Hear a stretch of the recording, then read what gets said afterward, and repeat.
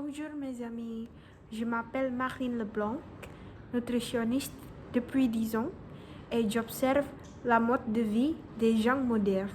Aujourd'hui, on va parler de la prévention de COVID-19 par l'application du Bien manger, bien bouger, un programme du ministère des Solidarités et de la Santé. On a invité Elodie, une employée aux grandes villes de Paris.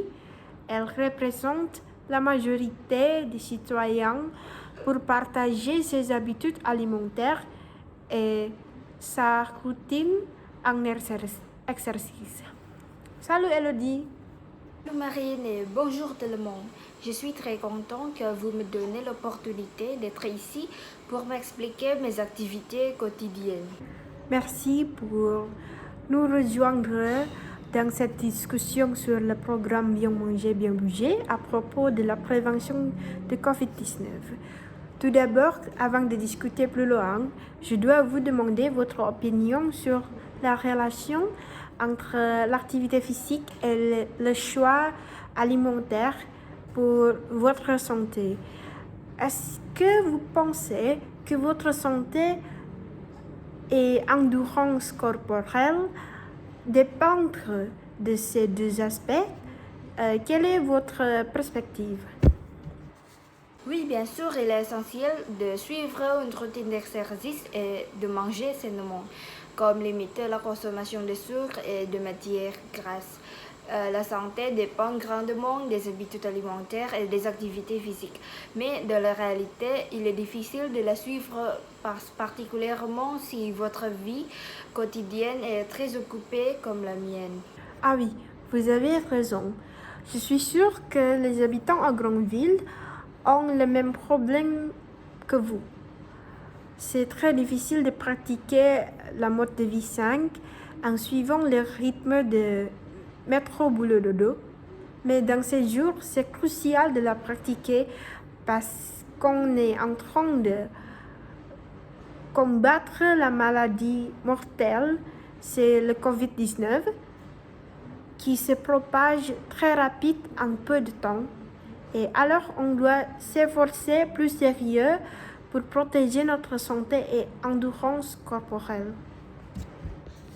Oui, c'est vrai, on ne peut pas ignorer l'importance de la mode de vie sain qui peut améliorer notre système immunitaire à lutter contre le COVID-19.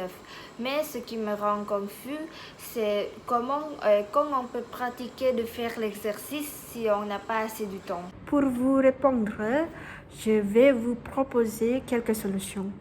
Premièrement, on doit essayer de renouveler notre habitude quotidienne.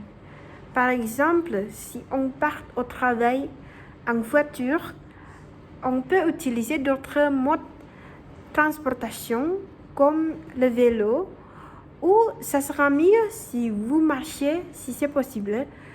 De cette façon, vous pouvez faire le sport et en même temps accomplir les autres tâches. Alors, la première étape, c'est d'abandonner nos vieilles habitudes et de les remplacer avec les nouvelles activités qui peuvent nous aider de bouger plus. Oui, c'est simplement ça. Vous ne devez pas changer votre style de vie drastiquement, mais graduellement, petit à petit. Moi, il s'avère qu'il est facile de commencer à vivre sainement. Tout ce temps, je ne peux pas me transformer mon style de vie parce que je ne commence jamais avec une action simple. Je commence toujours avec un programme très strict et c'est pourquoi je ne peux pas persister de le faire et à la fin, je n'achève rien. Ah oui, beaucoup de gens pensent que c'est mieux de commencer avec un changement radical de son style de vie.